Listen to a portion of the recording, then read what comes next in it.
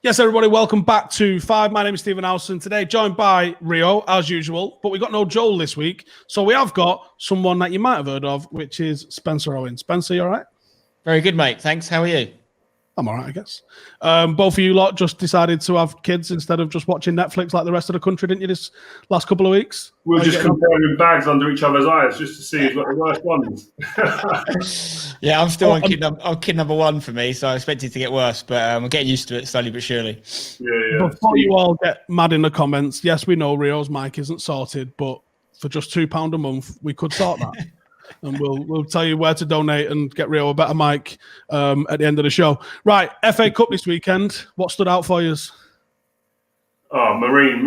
You know what? They got beat, Marine, but just to have them there, I think it's phenomenal. This is the beauty of the FA Cup, the fairy tale of the FA Cup, the opportunity. Crawley as well, who beat Leeds 3-0 with an unbelievable result. But these type of teams that you think about, these guys are going to work this week. Today, half of them are at work, doing normal 9-to-5 jobs, and to have the opportunity to be on Match of the Day, BT, etc., it's phenomenal for them. And they're living out fairy tales, and I just love to see it. Win, lose or draw, just to be in the hat is fantastic.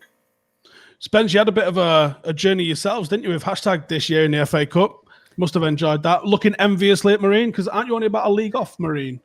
Yeah, they're one step above us, so fair play to them. What they did is amazing, and we thought we had a good run, but they're just unbelievable. It was our first time in it, the FA Cup, so it's pretty special.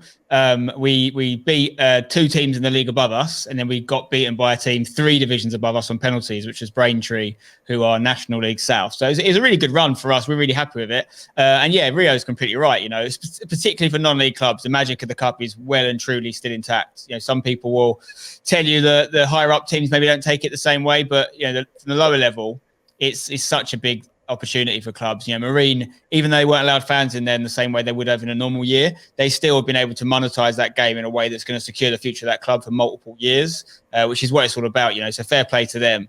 And when they hit the bar at 0-0, I was beginning to dream. As a West Ham fan as well, I'd have been quite like to see Spurs get knocked out. Yeah, it was. I love the FA Cup, me. I think it's magic, and I think you are right. I think some of the bigger teams do take it a little bit less serious, and I think it has lost a little bit of its glitz since the Champions League was starting taking 4 teams into it, and there's probably other reasons in the mix as well. For me, it still should be FA Cup Day should only be the FA Cup. It annoys me when they have Premier League games on at the same time as the FA Cup. That's wrong, I think. Yeah, I agree. It kind of devalues it a little bit, and I think probably the influx of foreign players and managers has probably led to a little bit of the downturn in the importance maybe in people's diaries, because it is, listen, we all grew up watching the FA Cup, all the various rounds. FA Cup final weekend was always like a 10 o'clock in the morning start all the way through to the evening when it got a bit dark. It was just a hot, big, massive event. And I just hope, especially in this period and the climate we're in at the moment, I think the FA Cup is, again, something else that gives you a bit of value and gives you a bit of enjoyment, because it has been some depressing times for many, and football hopefully seems, if it keeps going and keeps being able to play, if the protocols are all taken care of and done right and people take care, it is that little bit of glimmer of light at the end of the week for people to look forward to still. We have got a question from Joel, and I think we've already kind of asked this question, but I will play it. I thought we'd got rid of him for a week, but he pops up, doesn't he? Let's see what he's saying. Hey, Rio, have you got your mic set up? Don't be coming around there with those dodgy mics. The people are watching.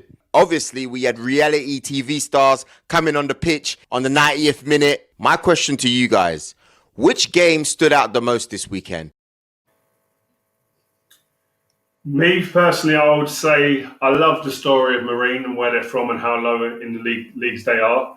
That is the FA Cup in a nutshell. But Crawley beating Leeds, again, one of my old teams, but even just to see the footage in the change room after, the guys singing the songs, these type of things will live on forever, especially with social media now. These things don't go away, and these guys will be able to live off that for years and years to come, which is great for them. Yeah, we had a couple of teams that was doing bits. The ones that is getting the headlines, I mean, I think, and quite rightly so, let's be real, Crawley beating Leeds. Yeah. We all know Leeds are bringing the entertainment factor into the Premier League, which is allowing them to get away with some, let's say, iffy results. But do you think there's anything needs discussing about that? Like Leeds shouldn't be getting smacked around that badly from Crawley, should they? No, but this is the beauty of the FA Cup, that this ain't nothing new. This isn't like, oh, there's been a giant killing, we haven't seen one of them for 35 years. This is something that pops up most years in the FA Cup. That's why we love it. That's why every year it brings some drama to people's households or to the stadiums in years gone by, because the FA Cup, I don't know what it is, but it gives the underdog that extra burst, that extra energy. And normally with the fans, if it's a home game for the lower team, there's something magic about it.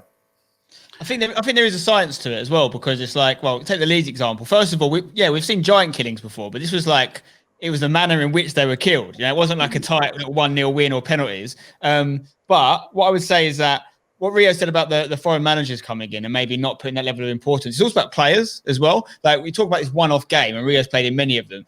When you're a lower ranked team, you can create that mentality where this is the biggest game of my career. I've got to win this. And you put everything in. From a Premier League footballer's perspective, a FA Cup third round game against lower league opposition is, in the nicest way possible, probably the least important fixture on their year. Maybe League Cup, maybe you could argue, is up there as well. So they're never going to, mentality-wise, obviously ability-wise like this, but mentality is the complete opposite. So these lower league teams come to it at that level. And obviously it's at their home pitch as well, completely different environment for Premier League outfit. So, yeah, giant killings are great, but I was really impressed with the actual result, because it wasn't even you'd have thought it was the other way around if you didn't know football and you saw the scoreline. Big shout out to Aston Villa as well for at least 45 minutes of putting on an unreal performance. Louis Barry scoring a right goal made us all dream for a minute, and then we'll ignore the second half. Chelsea put out a full strength team against Morecambe. Think Frank needed that? I think Frank, the bigger picture for Frank is he's looking for performances and he's looking for results. He's been a bit of a sticky time for Chelsea of late. He's come under a bit of scrutiny, people shouting him out in the media. I don't think it's been called for, to be honest with you. I think he's got a whole new squad almost. Big players have come in. That takes time. So I think he deserves that time. He'd done well last year, given they had no transfer window. So I think he would have liked to have rested players, but he saw this as an opportunity for some players who were struggling for a bit of form, etc., to get some form back and some confidence. Speaking of that, I was quite interested to see the Liverpool lineup, which I know wasn't 100% full strength, but it was very close. And Klopp's been the most vocal manager this year about talking about the fixture schedule being too busy. Perfect opportunity, surely, to put his youngsters against Villa's youngsters and see what happened, but he didn't do that. Because he wants to win it, doesn't he? He wants to win the trophy. But listen, when you're moaning about the fixture pile up and the demands on your players, then the big hitters surely sit out that game. I can't take his comments seriously now. If it meant that to him and he was that bothered about it, then big hitters would have sat out knowing that the Villa team that they were going to put out as well. Yeah, because he had no qualms about doing that last year at all. He really rested and rotated last year. So, yeah, it's a strange one. We had Charlie beating Derby. As a bit of another upset there. Charlie have now won as many games in the FA Cup proper this season with 3 as they have in their entire history, which is an interesting one. So fair play to Charlie. What's your thoughts on Wazza being a manager? Did you ever see that happening when you was playing with him? You know, a lot of people say, did you see so-and-so? Did you see Stevie G becoming a manager? Yeah, towards the end of his career, yeah, I did. Did I see Wayne Rooney becoming a manager? No, in a nutshell. I didn't see it. And then when I left the club, and I was obviously speaking to him on text and on phone and etc., then you start hearing him and you're hearing him speak. Actually, I can see him. He's actually evolving into somebody who wants to go in that direction. And I wasn't surprised when he got the job at that time. But if you'd have asked me when we were playing, a number of people that would have been managers, he wouldn't have been anywhere near the top of the list, because I didn't think it was him. But he loves it. I've been speaking to him quite a lot recently again, and he just loves it. He's in love with coaching. He's in love with the standing on the sideline, the buzz you get from winning and picking a team, the strategy that goes into it, tactics. He loves it. You talk to him and there's a buzz about his voice that he's enjoying it. Don't know if it's as much as playing it was, but it's the next best thing, I'm sure. Spence, we need to talk about what's going on in non-league. Obviously, elite football has managed to continue, but potentially for the second season, it looks like non-league is about to be null and voided. I'll just let you have the floor with that and give us your thoughts. Well, what does that do? Just the first question with that. What does that do to your football club in a nutshell for us, please? To any football club, it means the season meant nothing, right? But to our football clubs particularly, as a team that is, well, on points per game, the best team in the league and have been for the last 2 seasons that haven't counted, it holds us back. It holds us back. You know what non-league's like, and there's a lot of teams that are trying to find their level. We're particularly a new club. We didn't take over an existing one. We came in at the sort of bottom level that we were allowed to come in at. We won our season in our first year. And then the 2 seasons we've had at the higher level have both been potentially null and voided, where we're in a position to go up again. In a tough league, that only one team gets automatically promoted. So it's very frustrating from a selfish perspective, for sure.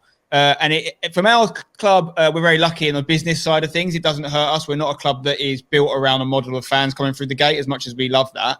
We have our other ways of creating revenue. That's not the case for 99% of other football teams. This is a hugely damaging situation to be put in. That's one of the reasons they chose to be null and void last season. They didn't want to risk the long-term financial situation for clubs and wanted to know what was going on. But ultimately, you're right to give me the floor, Steve. You might have to jump in at sometimes because I could talk about this all day. The situation we have here is one that is of utmost importance to the English game, and it has to be made mainstream now. It wasn't enough mainstream news last year. I know that non-league football clubs, in their essence, aren't anywhere near the level of the major football teams. But when you combine non-league as one thing, all the teams and all the players and all the fans and all the volunteers that are doing it for free, it's hundreds of thousands of people that are being told all their work is for nothing. Now, it's very important that we stress why this is happening and what we want to happen. No one's saying we should be playing football now.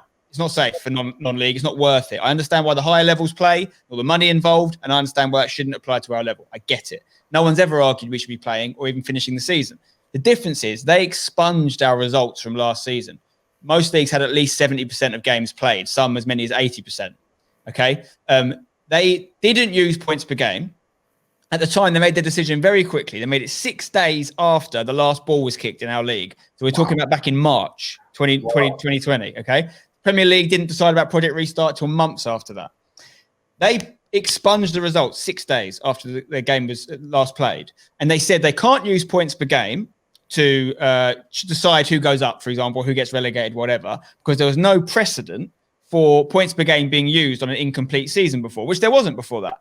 But within a few weeks of this, Premier League, League One, League Two, National League, all leagues who crucially were given a vote to decide what happened, which we weren't, decide to finish the season on points per game. Great example, Wickham. They were 8th in League One.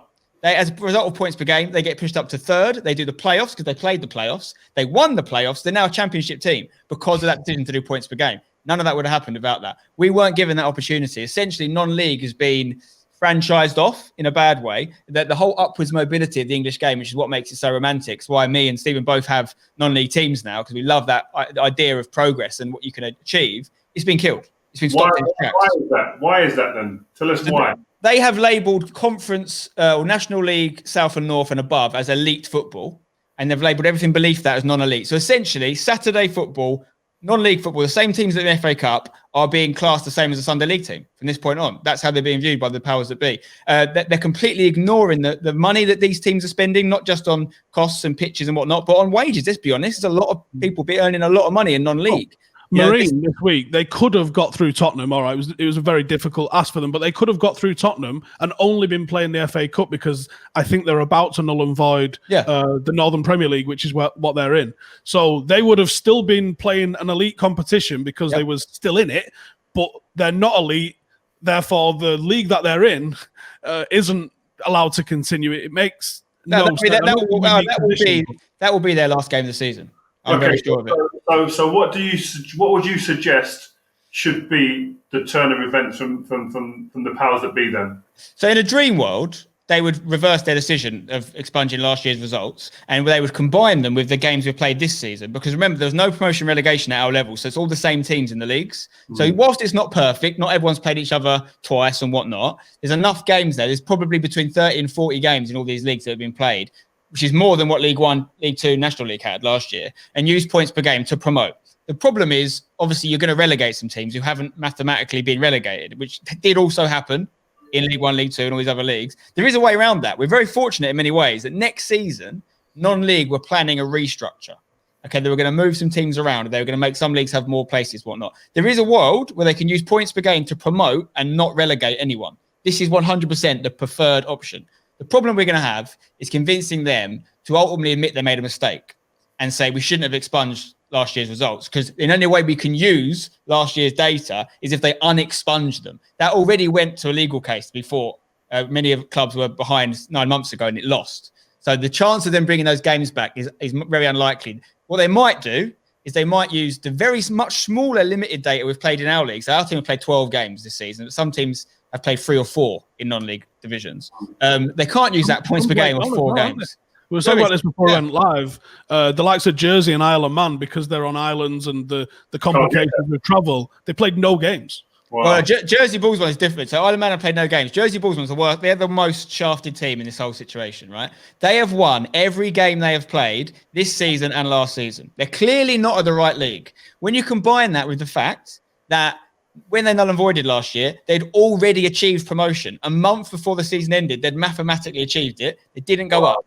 Likewise, teams had mathematically achieved relegation and were saved. That's not fair. That's the opposite of sport. You know, you're rewarding the poorly performing teams and punishing the good ones. So the motivation just gets killed. But what makes Jersey's position even worse is that because they're on the island, they were forced to pay for the travel of away teams via flights for every game. This is a non-league club paying however many hundreds of thousands it would have cost them a year to fly these guys over, trust me, for nothing. And the worst thing this year, I know I've gone on along here, but the worst thing this year, guys, is, of course, we all wanted to return to football this season. Me, as much as anyone. I wanted to get back out there for mental health as much as anything, to see my team play and enjoy that process. But we all know there was health risks, okay? As much as all of our teams did everything we were told to do by the government to enforce social distancing where possible, etc., if you leave your house, it's a bit more of a risk than if you don't. That's just a fact. We all went out there and played many, many games, not just league, FA Vars, FA Cup, other cups, for nothing. We put our health at risk for nothing. It will not happen at the higher leagues that have more mainstream press, because people wouldn't stand for it. But we need the football world to unite behind non-league now, because if this happens again, I really think they're going to see a petitioning off of National League and above, where you can still get promoted, sure, but really it's a franchise and you can't get in there. You can't get up there and the mobility's dead. No, well, listen, I hope you keep carrying on with this push, man. You've got to make it as public and try, as you say, mainstream as possible for the powers that be to have to listen, because, as you say, it's an industry, hundreds of thousands of jobs and people working for nothing that I think are being badly treated. Yeah, I think the English game is in the depth of the English game, isn't it? Yeah, that's what makes it so magical. And like, we love celebrating the FA Cup for the right reasons. I love that as much as anyone. But it's not just about the FA Cup. It's like these teams don't not exist for 50 weeks of the year, and then we talk about them when Marine play Spurs. They're allowed to have their own league as well, and that should mean something. And we just need a bit more responsibility from those in charge. They need to be held accountable. There's a lot of sort of throwing around who chose to do it and who didn't, moving the blaming around. But really, people need to stand up and say, if we're going to null and void it again, get us our reasons, have a debate with people that want to speak the other side of the story, and then tell us why we're wrong. But they just kind of hide behind their decisions at the moment and their various committees. But yeah, I do worry about not only clubs going out of business, because that's happened already and that will definitely happen again, but the mental health is such a big thing, as well as the physical health that was risked. The double setback, it's going to really stop people wanting to volunteer at non-league level, and it's going to affect the game for a long, long time. I know we've got to be really quick on this, because I know you've got to bounce, aren't you, Rio? What's the option, Spence? What are we looking for people to try and achieve with this here? So, yeah, we need the decision makers are now saying that they're canvassing clubs. So they're giving clubs a vote where we didn't really have one last year. And that's kind of an arbitrary process, to be honest, because I don't even agree that's the right answer. You can't ask teams what they think should happen when you've started a league. They're going to be selfish, aren't they? Exactly. Everyone's going to accuse me of saying I'm pushing for promotion because my team will get it. Of course I am. I'm not denying that. But it's also because it's the right thing. Imagine if my team was about to get relegated and I was here going, this is why we have to null and void, then that would be hypocritical, because I'd be trying to save a bad team. I'm trying to get the team that deserves it, or they deserve. So I don't agree the canvassing of voting needs to happen. It's really just a little bit stronger leadership from those in charge, with the ability, which unfortunately is not something the English game and the FA are known for, to pivot a little bit and maybe adapt and go, you know what, maybe we need to break a rule. Maybe rules are there to be broken. Maybe you can unexpunge an expunged league. surprise us. Go out there and actually do the right thing and what's right for everyone involved. There isn't, if you do the idea we talked about, which is promoting and not relegating, which means some leagues might have 24 teams next season when it's hopefully safer to play than 20 or whatever, and then you address that the year after. You go into that league knowing instead of 2 teams going down, 4 teams are going down, whatever. It's still a meritocracy. They do that and don't relegate. There's no loser. There is literally no loser. The only loser is this idea of them changing a rule that hasn't been done before, and just a new precedent has to be set. So I really hope they do that. I'll be honest, I'm not hopeful. And I think if it doesn't happen, then myself and many other people in the non-league game are going to have to call for multiple resignations from people in positions of power because they would have let us down twice. So, but I'm hoping, let's see if they can do it. Let's see if they can fix it. And there's a load of teams that are in the wrong division. Us as much as anyone, because we're a new team. We've never leveled out yet. It's not like we've spent 7 years in one level. Every division we've been in, we've been the best team. And that will end eventually, of course. I just want to get to that point. And it just, look at, Gary Neville, for example. Can you imagine if this was 5 years ago and Salford were doing what they're doing now, what they did 5 years ago, and they were being denied promotion? Imagine how vocal Gary Neville would be about this subject. And I generally agree with most of what Gary Neville says. I'd love him to come forward and stand up for non-league, a non-league system which helped his team so much get to the professional game. Gary Neville, speak up for the teams where you came from, please. Rio, get him on WhatsApp, Rio. Get him on WhatsApp. Tell him we need him to speak up, mate. He needs to speak for the teams and the leagues where he came from. We can't have 2 years where, it didn't happen. Because it did. I saw it. No, it's all on YouTube, mate. All our games are on YouTube. They literally happened. We've got proof, and they're saying they didn't. So I don't know, boys. I don't know. I hope it gets sorted. There's obviously bigger things at hand. I think the most important thing to stress is none of us are saying we should be playing football. None of us are suggesting anything that involves any more health risk whatsoever. I actually think what we're proposing actually is a massive mental health benefit and bonus, because people are going to have something to, especially if you do the no relegation, there's no one feeling hard done by it. And everyone feels like they've got what they deserve. So I honestly don't understand on a human level why it wouldn't be done, apart from people are just scared to break the mold. Right. We want to talk about some transfers, didn't we, Rio? Yeah. One that keeps coming up time and time again, and it makes a lot of sense to ask Spencer about this, is Declan Rice. What's your thoughts? Mr. West Ham. You want my thoughts? My thoughts are it's inevitable, right? It's going to happen at some point. I don't want it to. I love him.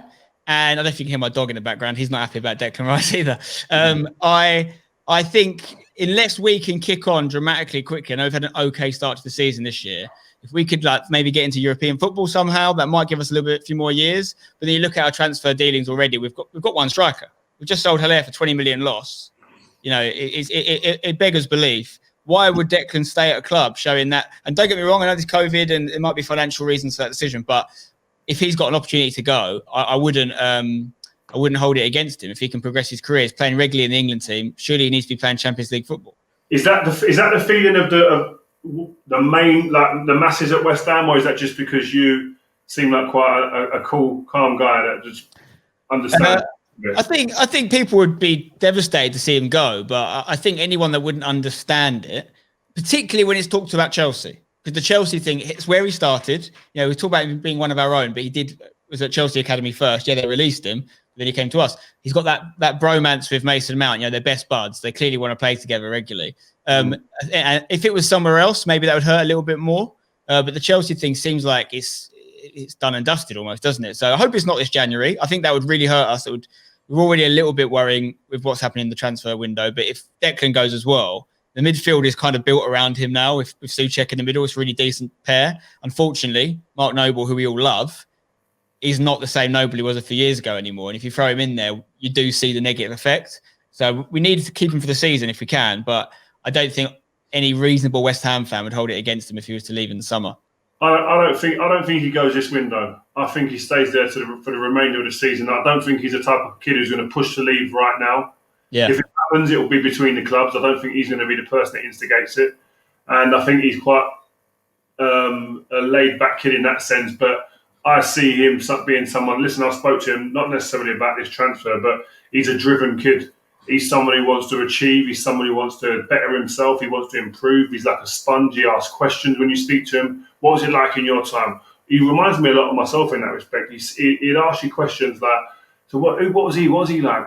a player in each position almost, like training with him. When he was at United, well, he wants to know everything because he wants to better himself, and you can't fault a kid like that. So I think good luck to him. I think it's inevitable, like you say, he's going to go. But I think if I'm being realistic, I think he'll go in the summer. And I think it will be probably to Chelsea if he had his wish. How much do you reckon we get for him? Well, I think West Ham will be looking to get as much as they can. I think obviously, like all clubs, it's a silly answer, but I think with the COVID situation, I think the price has to be altered again. Yeah. We're going to have I think without COVID, I think they'll be looking for 70s plus. But with COVID now, I think they'll be looking. It would be like around the 50s, a bit lower than 50s maybe. I Do you presume. think clubs are going to struggle with cash over this window on summer because of that? Well, it depends what club you're talking about. If you're talking about Chelsea, I don't think they're going to struggle at all, or City. But other clubs, maybe, yeah, they'll be having to tighten the purse strings a little bit. Because we're linked with nobody at the moment. No one. For once. Yeah, for once. But it'd be nice to actually talk about it.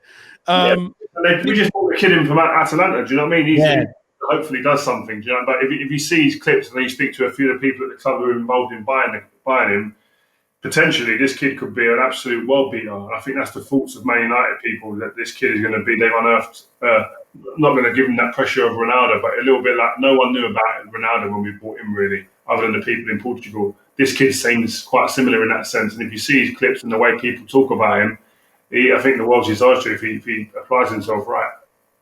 I don't know if this means anything to you chaps, but in my current Football Manager save, I'm the manager of Ivory Coast, and Diallo ends up being unbelievable. So if that, I don't know if that helps you, but he looks pretty good. That's basically science, isn't it? On the back of Football Manager, trust me. Yeah, I agree.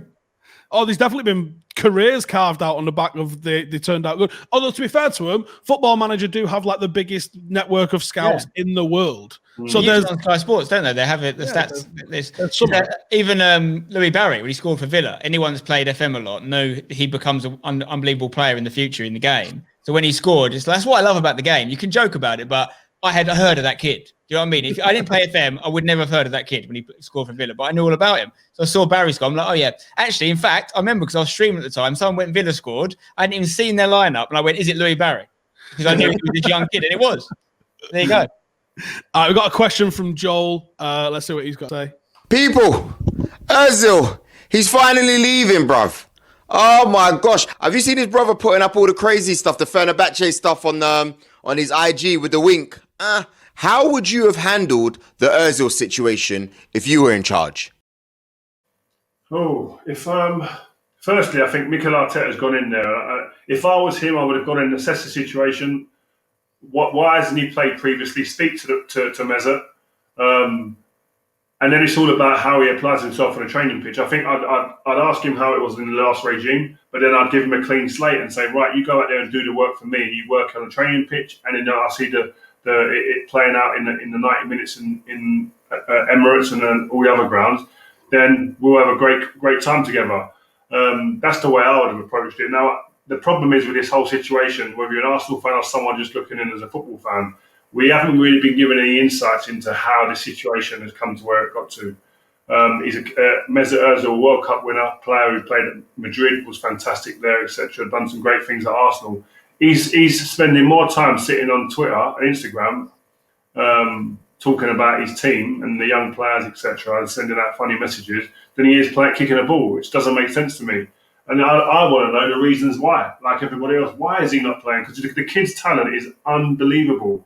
You can't tell me. Cristiano Ronaldo was devastated when he left Real Madrid because he was the man who was putting chances on the plate more than anyone for him. We've been talking about that for so long, though. But how many years ago is that now? For me, looking at Ozil, I think it is. I'm sure there's been some fallouts and whatnot, but it is a footballing decision. I think where they've messed up is, and it's not the only time they've done it at Arsenal, they love giving a guy who's about to hit 30 a really lucrative, like 3-4 year contract. And because Arsenal find themselves in that position a lot, because unfortunately they're not getting these guys at the start of their career. They're getting them, for example, Ozil, after a slightly bigger club has ultimately found them surplus to requirements. So they find themselves in this tricky situation. They did it with Ozil, they had it with Sanchez, and they had it with Aubameyang. And look at Aubameyang this season. He's been a shadow of his former self because he's secured that big contract in the summer. He's aging as well. He's not 35, but he's not far off. Do you know what I mean? He's not at the peak of his powers. If he is, he's got 1 year maybe at most left of that level. They constantly find themselves given these contracts. What happens then is a new manager comes in, Arteta comes in, and he makes a decision. You know what? Whilst Ozil might be good enough, and he's still good enough to be part of his squad, no doubt about it, he's not worth the money he's on. Not to me, not with what I could do with that money, and certainly not in a COVID world. So what they've then had to do is they tried to force him out of the club. They've clearly tried to force him out of the club by not putting him in the Premier League registration, and it's just not worked. Gareth Bale is another great example of Real Madrid. They're like, Spencer, this is where I feel. Listen, I'm not a manager, but if I was a manager, it's about clarity and consistency with messaging. Like, don't leave any grey areas for people to keep debating about it and asking questions and not come out in your first press conference or whatever that time is and say, listen, he ain't ready. He ain't for me. This kid ain't for me. He's a great player in the past. He ain't the same person who I saw years ago and I thought he was going to be. He ain't good enough to wear this shirt.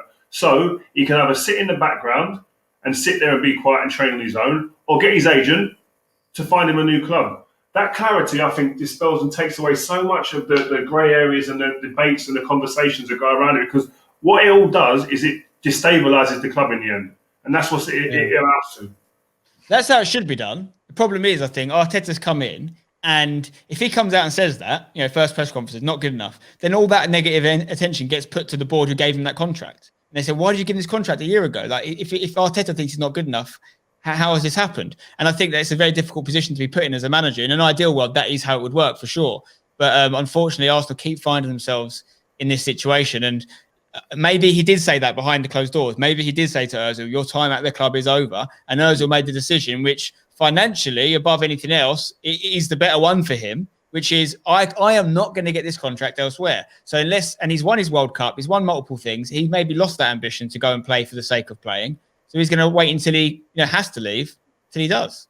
We've got a couple of questions from you. What would you do? This is the thing. Like, you're sitting there, you're the latter stages of your career.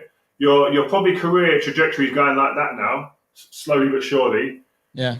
And you're on that type of money. Do you say, you know what? I'll sit here. If he's not going to play me, I'll just sit here and wait. Or do you go and find another club and have to take probably a third of what you're earning going forward? I think there is as much as I hate it, because I hate how much money's in the game, or how much money goes out the game. But I think what happened with Gareth Bale is like the best case scenario, which is a lesser of two evils, where a club that wants him but can't match his wages take him, and the club that loses him pay some of those wages. Arsenal make a saving on a player they're not playing anyway, and another team get a player for a wage they can afford. That is the dream scenario. Whether that will happen in this window, I don't know. But you got to look at the facts. Arsenal have just taken out a £120 million loan from the Bank of England. It's one of the biggest loans in their history, and they are struggling. And there's nothing wrong with that. A lot of teams are struggling in this situation, and they've got a guy there that is just on. I mean, I don't know the exact number. Is it 300 grand a week, something like this? It's an exceptional amount of money. Yeah, and he's not playing. And it's just I'm trying to imagine. Obviously, I run a non-league team. We're talking about 50 quid a week, not 300 grand a week, right? But I'm trying to imagine if I came into a club, if I suddenly found myself at a club, and I've got a guy on the wage bill who I can't shift because he's under contract. What do you do? For me, the only other alternative to the Gareth Bale scenario is saying to Arteta, you need to make him work. You need to make him work. He's still a good footballer. He's still as good as some of the guys they're playing. I'm confident. Recently, I like the Arsenal team a bit more because they're bringing the youth through, and they're clearly good enough. Smith Rowe, clearly good enough to have been playing, recently. He's been doing it in the Europa League. But if you can't stomach the sitting him out and the fans not being happy about money going down the drain, then you've got to make him work. You've got to be said, he's probably the most highly paid or second highly paid player at the club. You've got to play him. Agree. We did have some fan questions, but I think you've got 90 seconds left, haven't you, Rio? Yeah. Sorry, man. Go on, do one. All right, should we do one then? So this is from Muhib. He says, hi guys, question, how do you think VAR has impacted football? Do you think it's an improvement or has it ruined the game? I was always against it, I've got to be honest. I like the element of human error here and there, and which created debate, which created arguments in the pubs or on forums like this, on platforms. So the only way that I think VAR works is which they're starting to do now, and it gets better, is if you can actually get the referee, to see the clip live and see it there and then make a decision. Then still the focus is on the referee. And he should have the power to overturn a decision, etc. like that. As long as if the consistency stays with that, then it's great. that when you're being told that a decision's being made by people back at Stockley Park, that's where I think it gets a little bit hairy for me, and I don't like it. I want to see the referee making that decision still, because that's what I've grown up knowing, that's what I understand, and I want someone to blame. And the consistency in rules. I mean, we've seen that anytime it touches your hand at the start of the season, it's handball. Now they're actually putting some common sense into it for once. But there's been goals and there's been penalties on the back of nonsensical, non-common sense handballs at the start of the season. How are you having a season going with rule changes in the middle of it? It makes no sense, that to me. Just going back to when I was a player and these rules all started to change, do you know how confusing it is? You're trying to do your job. You're trying to become a better player. You're trying to work on so many different aspects of your game. And then you've got someone coming in saying, actually, all these different layers of rules are changing as well that you've got to be aware of. Oh, so we can't do that no more. Oh, okay, my games have to change. Okay, I might have to take a yard off every now and again because of that certain rule or whatever. It's so confusing for the players. And because the rules aren't so like in black and white and there's so many grey areas within these rules, it is so confusing for a footballer, let alone the fans as well, the staff. It's a nightmare, I think, because why you keep changing a game that is so great as it is? What changed while you was playing? Was it the daylight offside one? Yeah, that rule. Even the pass back rule changed, didn't it? Going back even further. 1992, what are you on about? But no, there's even the little subtle changes. Like, it's just, you think, why are you doing this? Just leave it. You keep tinkering with a game that is already beautiful. I think from a technology standpoint, I was actually for it because I think there's ways it can be done better. I think we've only done half the job, though. I think that there's either two improvements you need to make. I think one is introducing a challenge system, as we see in other sports. I think it'd be an entertainment addition to the game as well, but nowhere near as many stoppages. Manager has a little flag or something he throws on the pitch like NFL, and they throw a little handkerchief down. Challenge. And Jose Mourinho. Yeah, it'd be amazing. It'd be amazing. You find an advantage with that somehow. It'd be good though. It would limit the amount it can be used, and it would be a tactic. It would be someone would be good at using VAR or bad at using it, and then if not, I think one of the reasons it came in is because of these incidents, like the Thierry Henry handball, in the World Cup qualifier against Ireland. Like that is an instance which there was no way of stopping in the past. Is there a way we can, if we can't get the challenge system going, we can just use VAR for controversial issues like that are missed, not offsides, not penalties, but things that are just cheating that the referees have missed? Is there a way that can be used? Then I think would be have a little bit less to complain about. Yeah, I don't like how inaccurate it is. Oh, I love it. I don't like. Do you see how they draw in the lines for offside, and there's a millimeter that's offside here, but they don't ever show you the other side of the ball. When is a ball actually played? Can anyone even tell me that? Is it when it touches my foot or when it leaves my foot, or is it in the middle? And when you're talking about how many frames per second, that makes a massive difference on the other side. They're so accurate here on the last man side, but you never see it from on the other side when the ball's played. And you never see it for a throw-in that happened in the 15th minute. Why not go to if you're being accurate for everything, you've got to be accurate for that. Otherwise, because that being a wrong call leads to a corner, which leads to a goal. That's still not right. Yeah, I agree. Right, I think we're going to have to wrap it up there. But cheers to Spencer for tuning in and coming and joining in. And keep getting your questions in. We was a bit short on time. We had to rearrange this a couple of times today. But we will get all of your questions answered next week, hopefully, I think, when Joel's back, potentially. If everything goes all right for him today. Cheers to Spencer. Go check out what hashtag are up to. And not at the moment. Yeah, go follow him on Twitter because that's probably the most active that you're getting at the minute. And I guess we'll see you guys next week. Good luck on your crusade, man. Good luck with hashtag. Take care, Spencer. Cheers, Rio. Thanks, Steve.